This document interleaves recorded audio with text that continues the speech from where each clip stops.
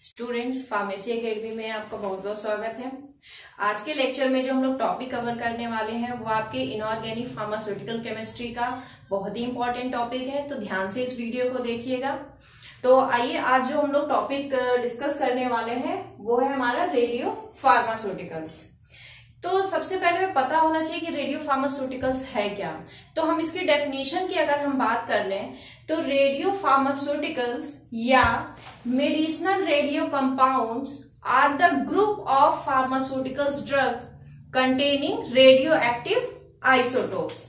यानी radio pharmaceuticals क्या हो गया, जो कंटेन करेगा कंटेनिंग रेडियो एक्टिव आइसोटोप्स को। ठीक है, यानी वो हमारे फार्मास्यूटिकल प्रिपरेशन होंगे जिसमें हमारा कोई ना कोई एक रेडियो एक्टिव आइसोटोप इनकॉर्पोरेट होगा। और ये रेडियो एक्टिव आइसोटोप को इनकॉर्पोरेट करने का मतलब कहाँ से समझ में आता है, क्यों किया गया इसको। तो जो रेडियो एक्टिव आइसोटोप्स होते हैं ये हमारे जो थेरापेटिक इफेक्ट के लिए, कोई बहुत से डायग्नोसिस पर्पस के लिए यूज किए जाते हैं। क्योंकि हमारा जो साइंस है वो हर वक्त डेवलप करते जा रहा है, वो बहुत आगे बढ़ रहा है, नई नई चीजें इन्वेंट हो रही हैं, सब कुछ नई नई चीजों के बारे में पता चल रहा है।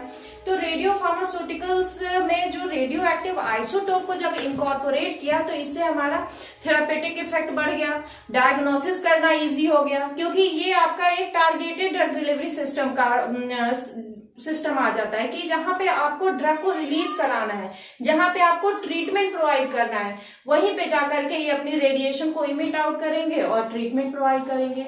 ज्यादातर आपके जो रेडियो फार्मास्यूटिकल्स होते हैं वो आपके कैंसर थेरेपी में यूज होते हैं, क्योंकि ये टारगेटेड सेल पे जाते हैं, वहां पे रेडिएशन को इमिट आउट करते हैं और जो कैंसर सेल होती है उनको किल करने का काम करते हैं।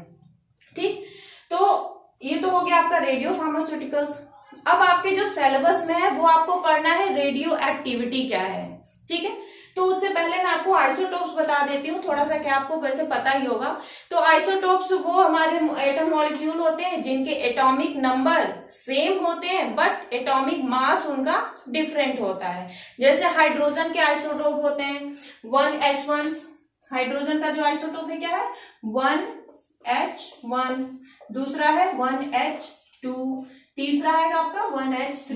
ठीक है, यानी एटॉमिक नंबर इनके सेम होते हैं लेकिन मास इनका अलग अलग होता है, डिफरेंट होता है। ठीक, तो आप अब आइए देखते हैं जो सिलेबस है उसमें सबसे पहले आपको देखना है कि रेडियो एक्टिविटी क्या है। रेडियो एक्टिविटी, ठीक है। रेडियो एक्टिविटी की डेफिनेशन की बात करें तो radio activity is the process by which unstable molecule losses their energy in the form of radiation. ठीक है, रेडियो एक्टिविटी क्या है, एक प्रोसेस है जिसमें आपका एक अनस्टेबल मॉलिक्यूल एनर्जी को लिबरेट करता है, इमिट आउट करता है अपनी स्टेबिलिटी को गेन करने के लिए, और वो एनर्जी आपकी रेडिएशन के फॉर्म में इमिट होती है। और आगे रेडिएशन कितने टाइप के होंगे वो भी हम लोग डिस्कस करेंगे। ठीक है, तो रेडियो एक्टिविटी आपको क्लियर हो जाना चाहिए कि रेडियो एक्टिविटी क्या है। तो रेडियो एक्टिविटी एक प्रोसेस है जिसके थ्रू आपका एक अनस्टेबल मॉलिक्यूल अपनी स्टेबिलिटी को गेन करने के लिए रेडिएशन को इमिट आउट करता है, एनर्जी को इमिट आउट करता है रेडिएशंस के फॉर्म में। ठीक है, ये रेडियो एक्टिविटी आपकी दो टाइप की हो सकती है। ये रेडियो एक्टिविटी आपकी दो टाइप की हो सकती है। एक तो हो सकती है नेचुरल रेडियो एक्टिविटी और दूसरी हो सकती है आपकी आर्टिफिशियल।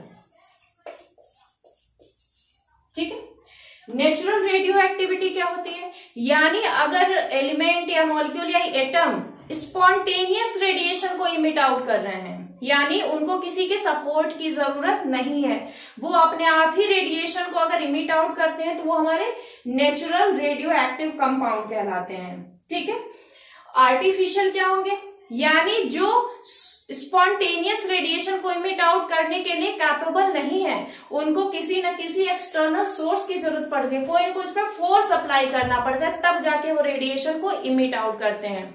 तो आर्टिफिशियल जो रेडियो एक्टिव कंपाउंड होते हैं, रेडियो न्यूक्लाइड होते हैं, उसमें हमारे जो इलेक्ट्रॉन और प्रोटॉन की बम्बार्डमेंट करानी पड़ती है उनको एनर्जेटिक बनाने के लिए, और देन वो आपका रेडिएशन को इमिट आउट करते हैं। ठीक है, तो आपको दोनों चीजें समझ में आ गई होंगी।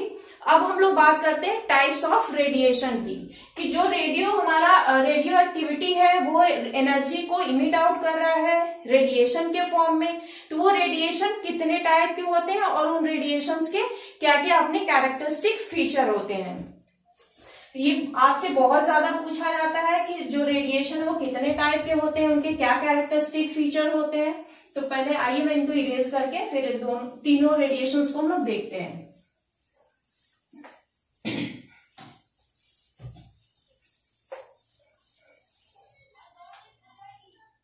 तो हम लोग बात कर रहे हैं टाइप्स ऑफ रेडिएशन की।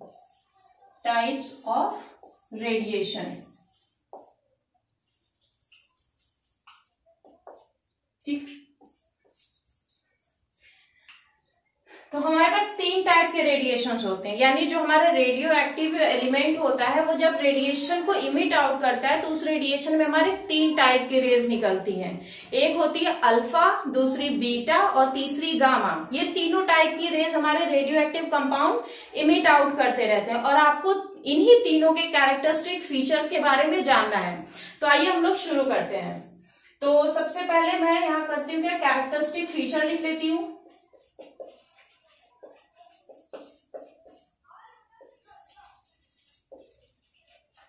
फीचर्स, यहां पे आपका अल्फा,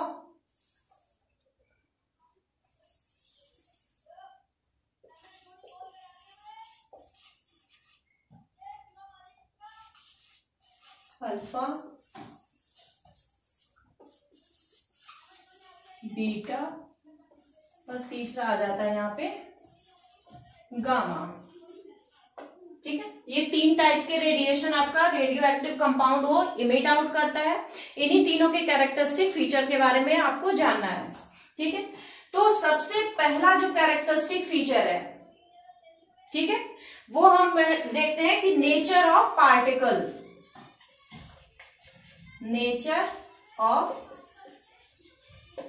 पार्टिकल्स, यानी जो अल्फा बीटा गामा है उनका नेचर क्या है। ठीक है, तो जो अल्फा होता है ये क्या होता है, पॉजिटिवली चार्ज होता है। ठीक है, और ये लुक्स लाइक हीलियम न्यूक्लियस। ठीक है, ये पॉजिटिवली चार्ज होता है और हीलियम की तरह दिखाई देता है। इसमें 2 प्रोटॉन और 2 इलेक्ट्रॉन होते हैं। ठीक, अब हम बीटा पार्टिकल्स की बात करते हैं। तो जो बीटा होता है ये आपका नेगेटिवली चार्ज होता है, नेगेटिवली चार्ज, और ये इलेक्ट्रॉन के जैसा होता है, इसलिए इसको इलेक्ट्रॉन कहते हैं, नोन एज इलेक्ट्रॉन। ठीक है, अब गामा की बात करते हैं। तो जो गामा होता है वो आपका कोई चार्ज नहीं होता है, नो चार्ज, और it is a electromagnetic radiation. Electromagnetic radiation. ठीक है, तो हम लोगों ने पहला पॉइंट देख लिया, गामा क्या है, इस पे कोई चार्ज नहीं है और ये इलेक्ट्रोमैग्नेटिक रेडिएशन होता है। ठीक, अब हम दूसरे फीचर की बात करें। अब हम बात कर लेते हैं number of charge particle, charges. ठीक है, कि किस पे कितना चार्ज होता है। ठीक, तो यहाँ पे हमने पहले पॉइंट में देखा ये पॉजिटिवली चार्ज होता है, तो इस पे आपका 2 पॉजिटिव चार्ज होता है। ठीक है, जो अल्फा पार्टिकल होता है, अगर हम चार्जेस की बात करें तो उस पे 2 पॉजिटिव चार्ज होता है। जो बीटा है आपका उस पे 1 नेगेटिव चार्ज होता है, और जो गामा है ये do not have any charge, यानी नो चार्ज, इस पे कोई भी चार्ज नहीं होता है, यानी प्लस माइनस कोई भी चार्ज इस पे नहीं होता है। ठीक, तीसरे फीचर की बात करते हैं, मास।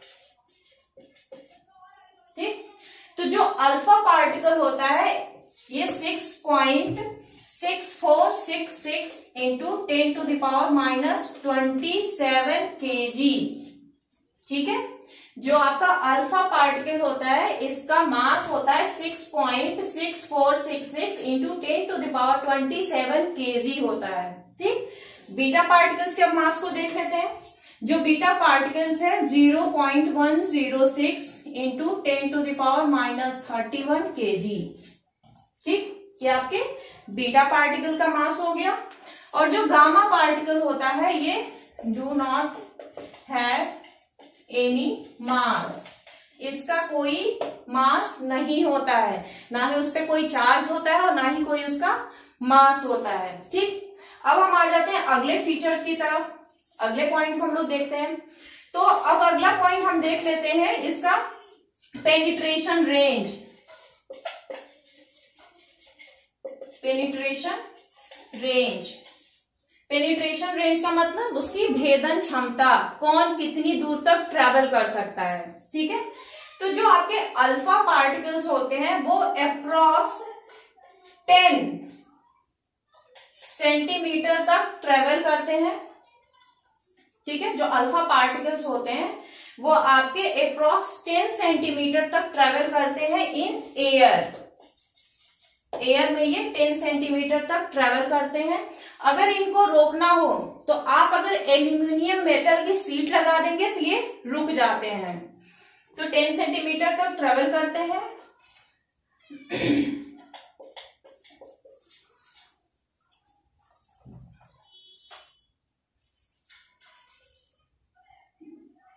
And stop by 1 mm aluminium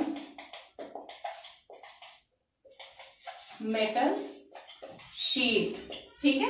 जो अल्फा पार्टिकल्स क्या है वो अप्रॉक्स 10 सेंटीमीटर तक एयर में ट्रेवल कर लेते हैं। अब इनको हम 1 mm एल्यूमिनियम मेटल्स की शीट अगर लगाते हैं तो हम इनको रोक सकते हैं, ये एल्यूमिनियम की शीट को पेनिट्रेट करके आगे नहीं बढ़ सकते हैं। ठीक है। अब हम बात करते हैं बीटा पार्टिकल्स की। जो बीटा पार्टिकल्स होते हैं वो फ्यू मीटर्स तक ट्रेवल करते हैं, फ्यू मीटर्स तक ट्रेवल करते हैं इन एयर में। एयर में ये कुछ मीटर तक जाते हैं। यहाँ देखिएगा सेंटीमीटर की मैं बात कर रही थी, यहाँ पे मीटर्स की मैं बात कर रही हूँ। तो जो बीटा पार्टिकल्स है वो कुछ मीटर तक ट्रेवल कर देते हैं और इनको अगर रोकना हो तो स्टॉप्ड बाई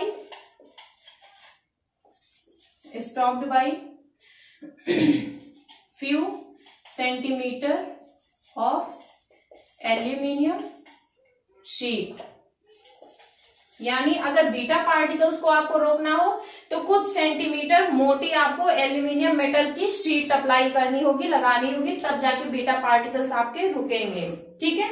यहाँ पे देखिए एल्यूमिनियम शीट 1 mm की लग रही थी, यहाँ पे आपकी सेंटीमीटर में आ गई। ठीक है। अब हम बात करते हैं गामा पार्टिकल्स की। जो गामा पार्टिकल्स होते हैं वो एयर में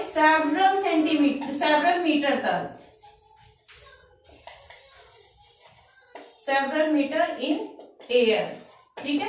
यानी जो गामा पार्टिकल्स हैं वो एयर में सेवरल मीटर तक ट्रेवल कर जाएंगे, बहुत दूर तक ये जाते हैं। ठीक है। और इनको रोकने के लिए अब हमारी एल्यूमिनियम शीट काम नहीं आएगी, क्योंकि एल्यूमिनियम शीट की कैपेसिटी सिर्फ अल्फा और बीटा को ही रोकने की थी। गामा को रोकने के लिए आप अप्लाई करोगे तो वो गामा किरणों को रोक नहीं पाएगी। तो एल्यूमिनियम की जो शीट होती है यहाँ पे हम अप्लाई नहीं करते हैं। गामा रेस को रोकने के लिए स्टॉप बाई लेड शीट। ठीक है। हम गामा रेस को रोकने के लिए लेड की शीट अप्लाई करते हैं। यहाँ पे एल्यूमिनियम की शीट से हमारा काम चल रहा था, लेकिन गामा रेस को हम नहीं रोक पाते हैं, क्योंकि हम लोग देख रहे हैं जैसे ही हम अल्फा से गामा की तरफ मूव कर रहे हैं इसकी स्पीड बढ़ती जा रही है। यहाँ पे आपकी अल्फा जो है वो कुछ ही सेंटीमीटर तक ट्रेवल कर रही थी एयर में, और बीटा जो है वो कुछ मीटर तक ट्रेवल कर रही है, लेकिन जो गामा है वो बहुत ज्यादा दूर तक जा रही है, सेवरल मीटर तक आपकी ट्रेवलिंग कर रही है, तो जिसकी वजह से यानी इसकी स्पीड बढ़ती जा रही है, पेनिट्रेशन पावर इसकी बढ़ रही है, भेदन क्षमता बढ़ रही है। तो हम यहाँ पे देख रहे हैं कि जिसकी भेदन क्षमता कम थी उसको रोकने के लिए तो हम एल्यूमिनियम की सीट लगा रहे थे तो वो रुक जा रही थी, लेकिन इसकी भेदन क्षमता बहुत ज्यादा बढ़ जा रही है तो ये हमारी एल्यूमिनियम की सीट से नहीं रुकती है। इसको रोकने के लिए हमें लेड की मोटी शीट अप्लाई करनी पड़ती है, तब जाके ये गामा रेज वहां पे रुकती हैं, क्योंकि ये लेड की शीट को पेनिट्रेट नहीं कर पाती हैं। ठीक है, तो ये पेनिट्रेशन पावर की बात हो गई। अब हम बात कर लेते हैं, जो 5वां पॉइंट है वो है source of radiation. Source of radiation, ठीक है। जो आपकी अल्फा होती है वो नेचुरली अल्फा रेस को इमिट आउट करती हैं, यानी रेडिएटेड नेचुरली, ठीक है। यानी जो रेस निकल रही है अल्फा, जो रेस होती है वो नेचुरली निकलती रहती हैं, ठीक है। अब हम बीटा की बात करें तो जो बीटा पार्टिकल्स होते हैं वो भी रेडिएट होते हैं नेचुरली, रेडिएटेड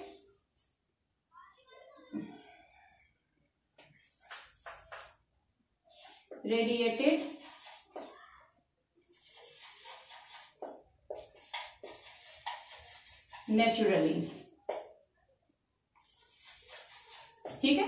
तो जो आपके बीटा पार्टिकल्स होते हैं वो भी रेस को नेचुरली इमिट आउट करते हैं। अब बात करते हैं हम गामा पार्टिकल्स की, तो जो गामा पार्टिकल्स होते हैं वो नेचुरली गामा रेस को इमिट आउट नहीं करते हैं, इनको पहले एक्साइट करना होता है। तो ये रेडिएटेड बाय एक्साइटेड न्यूक्लियस, ठीक है। गामा रेस कहां से इमिट आउट होती है? एक्साइटेड न्यूक्लियस से, लेकिन यहाँ पे क्या है, ये नेचुरली यानी बिना कोई एक्साइटमेंट के ये नेचुरली अल्फा बीटा अपनी रेडिएशन को इमिट आउट करती है, लेकिन गामा रेडिएशन वो नेचुरली अपने आप को इमिट आउट नहीं करता है, उसको इमिट आउट होने के लिए किसी भी एक्साइटमेंट की जरूरत होती है, जैसे कि बम्बार्डमेंट की जरूरत होती है, ठीक है। तो ये आपके कैरेक्टरिस्टिक फीचर हो गए। अब हम बात कर लेते हैं एक और फीचर का, एग्जाम्पल की हम बात कर लेते हैं। जो नेक्स्ट पॉइंट है वो है एग्जाम्पल्स, कि अल्फा बीटा और गामा के क्या क्या एग्जाम्पल्स हैं। तो अल्फा जो रेडिएशन इमिट आउट करते हैं आपका यूरेनियम 232 एंड थोरियम 227, ठीक है। यूरेनियम का आइसोटोप है और ये थोरियम का आइसोटोप है। तो आपके अल्फा पार्टिकल के एग्जांपल हो गए, जो अल्फा पार्टिकल को इमिट आउट करते हैं वो है आपका यूरेनियम 232, थोरियम 227, ठीक है। अब हम एग्जांपल की बात करते हैं बीटा की, तो बीटा में आपका आ जाता है कोबाल्ट 68, फॉस्फोरस 32, निकेल 63, ठीक है। ये आपके बीटा पार्टिकल इमिटर के एग्जांपल्स हैं। अब हम बात कर लेते हैं गामा की, तो गामा के जो एग्जांपल्स हैं वो है हमारे आयोडीन 131, आयोडीन 131, ठीक है। दूसरा है आपका कोबाल्ट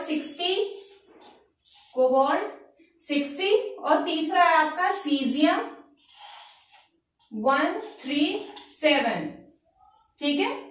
यहां पे देखिए यूरेनियम 232, थोरियम 227, बीटा में आ गया तो कोबाल्ट 68, फॉस्फोरस 32, निकेल 63, ठीक है।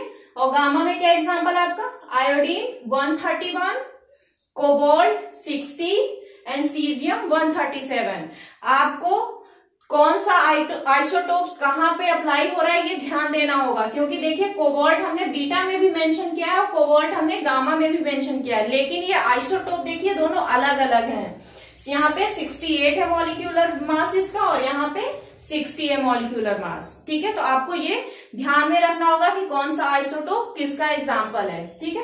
तो ये हमारे कुछ कैरेक्टरिस्टिक फीचर हो गए जो अल्फा और बीटा और गामा को एक दूसरे से डिफ्रेंशिएट करते हैं। अब हम इनके सिंबल की बात करें, रिप्रेजेंटेशन की अगर हम बात करें, तो जो अल्फा पार्टिकल्स होता है उसको हम अल्फा ऐसे रिप्रेजेंट करते हैं, ठीक है।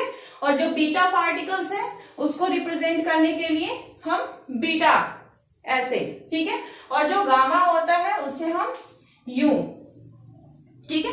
तो ये रिप्रेजेंटेशन का तरीका है, ये सिंबल है आपके अल्फा बीटा और गामा का, ठीक है।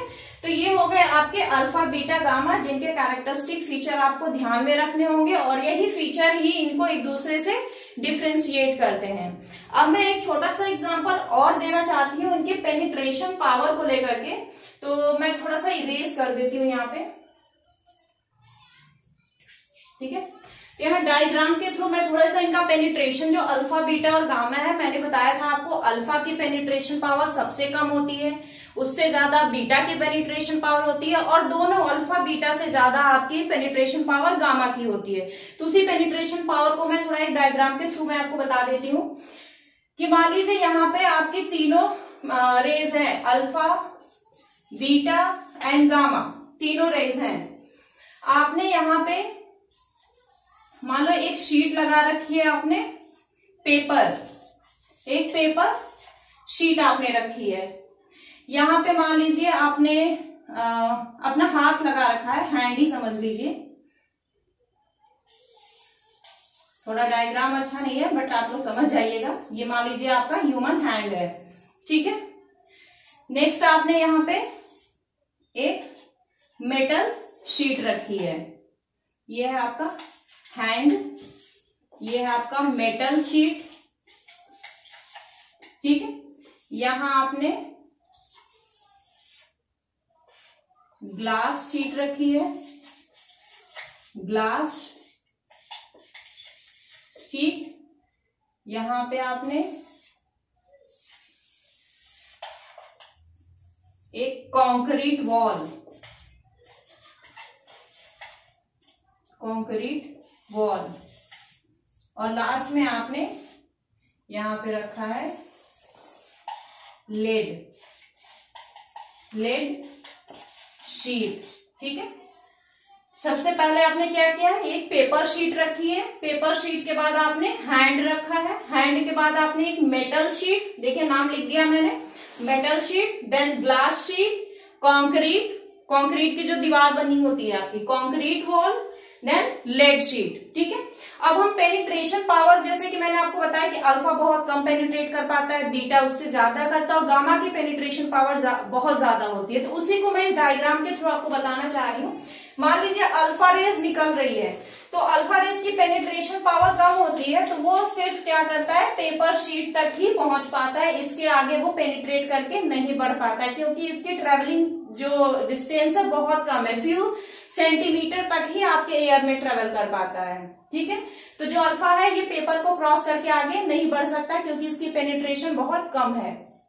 अब मैं बीटा की बात करूं, इसके कंपैरिजन में बीटा की पेनिट्रेशन पावर ज्यादा है, तो बीटा क्या करती है, ये पेपर शीट को पेनिट्रेट करके आपके स्किन लेयर तक पहुंच जाती है, हैंड तक पहुंच जाती है, ठीक है।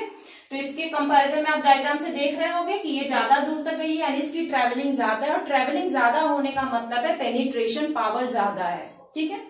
अब हम बात करते हैं गामा की, तो गामा की जो पेनिट्रेशन पावर होती है स्टूडेंट्स, वो बहुत ज्यादा होती है। ये आपके paper, metal sheet, glass, concrete wall सबको पेनिट्रेट करके कहाँ जाके रुकती है, जहां पे आपकी लेड की शीट रखी हुई है। यानी इसकी पेनिट्रेशन पावर इतनी ज्यादा होती है, इसकी स्पीड इतनी ज्यादा होती है कि ये आपके paper, hand, metal, glass, concrete wall कोई नहीं रोक पाता है इसको सिर्फ आपकी लेड की शीट ही रोकती है, और वो वहां पे जाके रुक जाती है, ठीक है। तो इस डायग्राम को देख के आपको पेनिट्रेशन पावर बहुत क्लियर हो गया होगा कि किसका पेनिट्रेशन पावर कैसा है। पेनिट्रेशन पावर के साथ साथ आपको एक पॉइंट और याद रखना है कि इसका जस्ट ऑपोजिट हो जाता है आयोनाइजेशन पावर, ठीक है। आयोनाइजेशन पावर मीन्स आयंस में ब्रेक होना। तो जो अल्फा पार्टिकल है इसकी, हम अगर पेनिट्रेशन पावर की बात करें तो ये कम है, उससे ज्यादा ये है, ये सबसे ज्यादा है। लेकिन आयोनाइजेशन के केस में उल्टा हो जाता है, यानी अल्फा की आयोनाइजेशन पावर सबसे ज्यादा होती है, उससे कम बीटा की होती है, और सबसे कम आपके गामा पार्टिकल्स की होती है।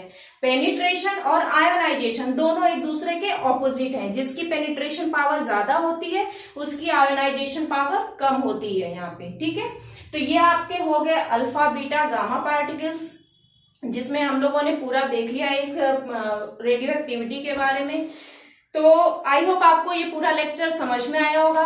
इसके आगे के जो रिमेनिंग टॉपिक है हम लोग वो आगे के चैप्टर में डिस्कस करेंगे। ये आपका पार्ट मान लीजिए 1 है, तो आगे का जो हम रेस्ट टॉपिक है वो पार्ट 2 में डिस्कस करेंगे। आई होप वीडियो आप लोग क्लियरली देखिएगा, अच्छे से समझिएगा। Thank you.